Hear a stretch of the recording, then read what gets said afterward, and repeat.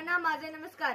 माझे शाळेचे नाव जिल्हा परिषद प्राथमिक मराठी शाळा सलगर आहे, तालुका अक्कलकोट, जिल्हा सोलापूर। मी विजयलक्ष्मी यशवंतराव भरपेटी आहे। आज आम्ही शब्दांच्या जाती सांगणार आहोत। आम्ही इयत्ता 6वी वर्गात शिकतो। आमच्या वर्ग शिक्षकाचे नाव दिनकर तुकाराम भारती सर आहे। नारायणा चुंगी आहे। आज मी सर्वनामाबद्दल माहिती सांगणार आहे। नामाऐवजी वापरल्या जाणाऱ्या विकारी शब्दास सर्वनाम असे म्हणतात। उदाहरणार्थ तू, मी, ही, जे, कोण, काय। सर्वनामाबद्दल वाक्य जो, तेथे, गेला, जो हा शब्द सर्वनाम आहे। तर माझे नाव गौरम्मा महांतेश पुजारी। विशेषणाबद्दल माहिती।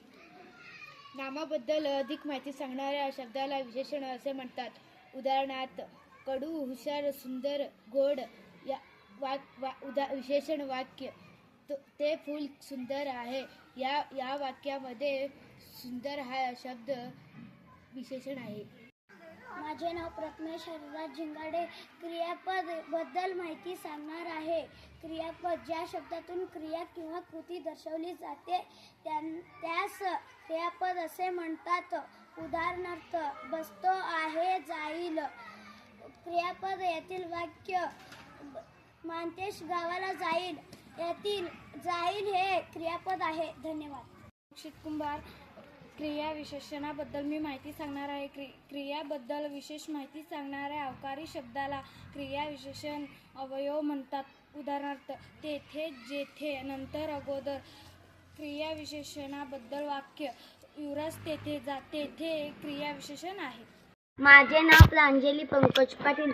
आज मी शब्दयोगी अवयव बद्दल माहिती सांगणार आहे। त्याच शब्दातील दुसऱ्या शब्दाशी जोडून येणाऱ्या व संबंध दाखविणाऱ्या अविकारी शब्दाला शब्दयोगी अवयव म्हणतात।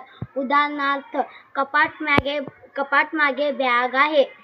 वाक्य युवराज कपाट मागे बॅग आहे। या शब्दातील मागे हा शब्द शब्दयोगी अवयव आहे।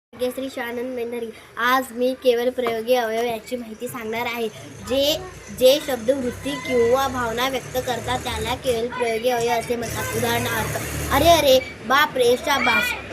वाक्य बाप रे बाप, किती मोठा साप। या वाक्यातील बाप रे हे केवळ प्रयोगी अवयव आहे। धन्यवाद।